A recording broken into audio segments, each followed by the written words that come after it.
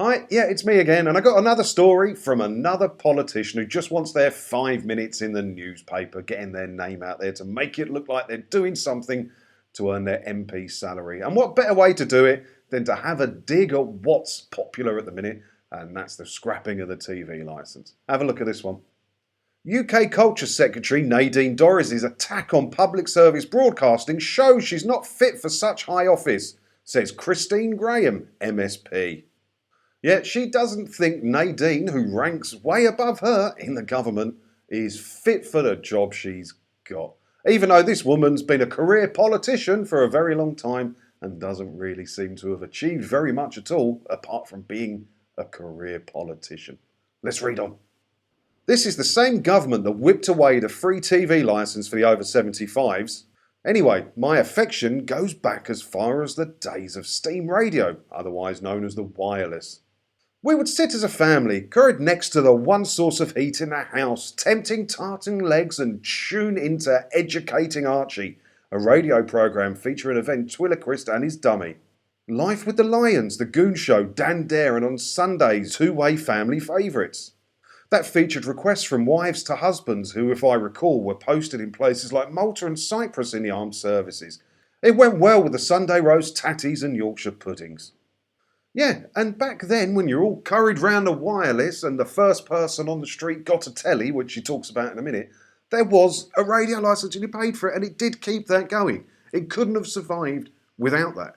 But those are the old days. It's gone. It's old-fashioned. And the TV licence is old-fashioned, love. Stop living in the past and learn how people live now. Can you imagine a family being huddled around the fucking radio in 2022?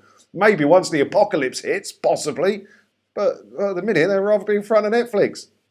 Those were the days, as someone once sang. I still like the radio, especially when driving around the constituency. Ah, God. Do some work. Why are you writing this stuff for the newspaper? And what is your point? I'm going to cut through all this nonsense and try and find whatever point it is she's trying to blimmin' make. 3 hours later. So, I found it. Right, so it's quite a long article, this. It's not short of words at all. I'll put a link below. Go and have a look yourself, right? I'm not going to read the whole thing because it's just some old woman who's a career politician who's forgotten how people live in the real world now because she's just stuck earning her 80 grand a year and getting her expenses and feeling important. She's forgot what normal people live like. She hasn't got a clue. And all these words were for one sentence down the bottom. Look. We need public service broadcasting and possibly not Nadine Dorries. You could have put that in a tweet, love. You didn't need to write for the Scotsman just to get your 5 minutes there. And in here, she's slagging off Nadine for going on the telly. Well, she did, what was it? I'm a Celebrity, didn't she? Slagging that off, but how's that different to you wanting your 5 minutes getting your name in the Scotsman newspaper?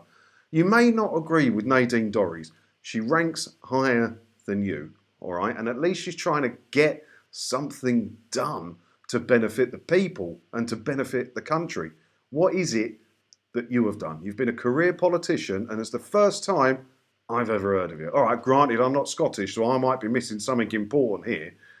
But, you know, you've got to focus on what the people want.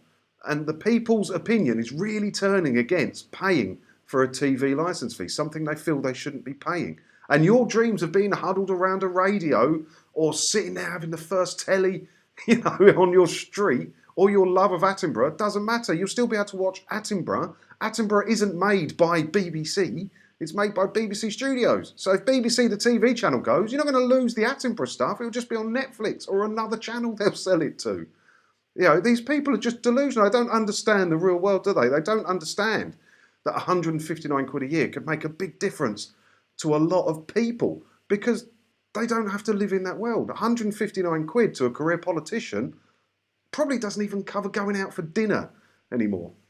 It's ridiculous, isn't it? She just wants her 5 minutes. It's wound me up a bit, to be honest. What do you think about this? As I say, I'll put the link below if you want to read the whole thing, but she does gas on a bit.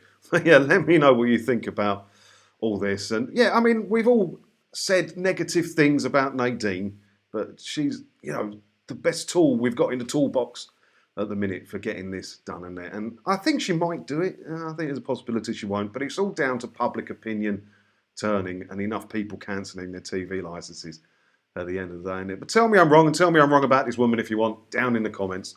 And I'll see you in another video again soon. Thanks for watching.